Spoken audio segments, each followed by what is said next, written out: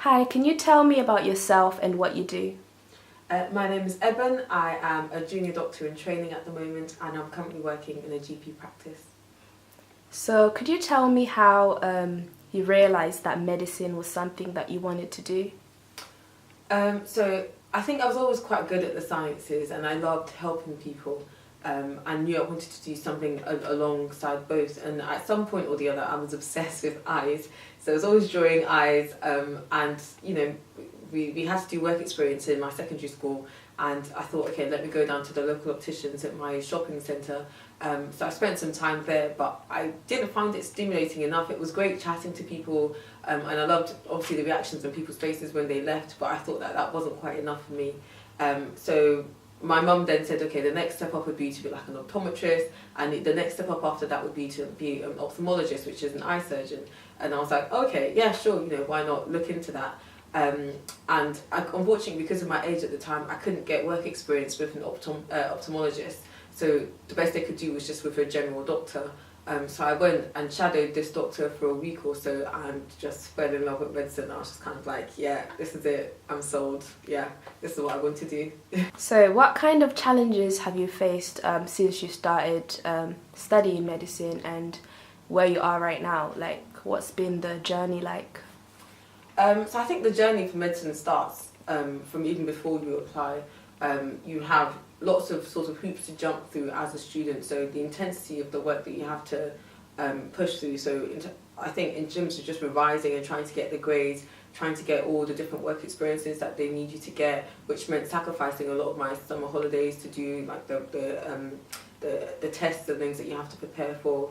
And I think in terms of pushing myself through the course in itself, because it's so long, it's 5 years, along the way you will find that different modules and things that obviously you find really difficult, or personal challenges that you think, oh God, on top of everything else that you've got in terms of your work, just because of the sheer workload of it, it takes a lot of determination, it takes a lot of perseverance, just to get yourself into med school in the first place and then through med school as well. I think most of it is making sure I'm pushing myself to get through, because at some point or the other, more than a few times actually, I thought, I'm done with this, and then I sort of try to remember why it was that I started in the first place.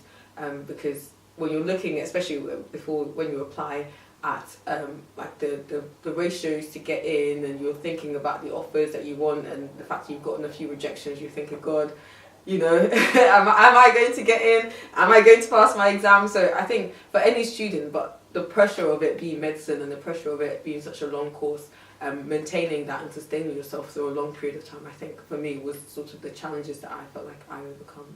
Yeah. The theme for this year's Women's Day is Balance for Better. So what does that mean to you in the medical field? I think that there's a lot that women can offer, and for far too long in our history, in medicine and outside of medicine, women's opinions and women's opinions and women's contributions were looked down upon or weren't taken seriously enough. In medicine, I recognise that things are changing. I think Balance for Better means that we see more female doctors in leading positions. We see more female doctors in sort of executive director positions, in positions that you would usually see men. So women taking the lead. That's what I think in medicine Balance for Better means, that actually medicine moves forward as a specialty, as an industry, when we are more equal. So do you have any statistics to explain more? Yeah, I think so. If we look at the makeup of the NHS in itself, believe it or not, 77% of the NHS is female, is women.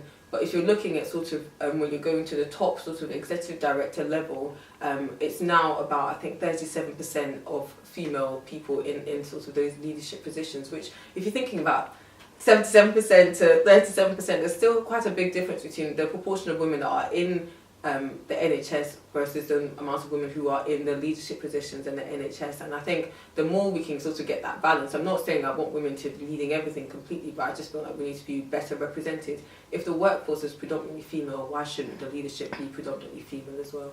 Yes, and is there also a gender pay gap? And Unfortunately, there is. So I'll speak particularly for doctors and consultants. So according to NHS Digital and the recent work that was done, there is about a 12% pay gap between consultant level doctors at consultant levels, which is at the top level. When you think actually that women are doing the same job as men, why? but we can change that, right? Yes, we need to change that. Exactly. I'm not saying check out all the men, definitely not. But balance for better is, yeah, I agree with that theme for this year, definitely. Great. What kind of advice would you give your younger self in Yeah. order to encourage yourself to keep Yeah. going? Okay, so this year in particular, I made a decision that I wasn't going to let my own opinion dictate. I don't even know how to phrase this, especially. But you know when sometimes you look down on yourself, you think, oh, I'm not the kind of person to do this, I'm not the kind of person to do that, because of how I perceive other people perceiving me, if that makes sense. And the advice I give to my younger self is, don't let your opinion of others stop you from doing what you want to do.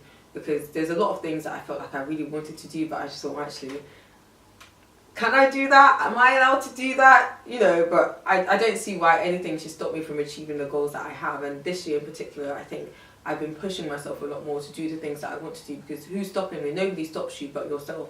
Don't let the social construct stop you. Don't let what you think other people will think of you stop you from doing what you want to do. So I think definitely be bold, stand out. Yeah. So right now you said you are currently a junior doctor. Mhm. So what's the next level? Okay. So in the NHS, in our training program at the moment, you remain a junior doctor for a number of years actually, from when you first qualify to right before you become a consultant. So depending on what sort of training pathway you become, you take it can take between from graduating medical school to becoming, for example, a qualified GP, 5 years, or to a specialty doctor, for example, like an obstetrician. That can take approximately 9 years or thereabouts, which is a long period of time if you don't take any gaps whatsoever to have kids or whatever it is you want to do. So I will remain a junior doctor for a while longer, but the aim is to become a consultant, yes, definitely. Wow. And what would you like to specialise in? So I'm deciding still, but I think obstetrics and gynecology is what I feel my calling is.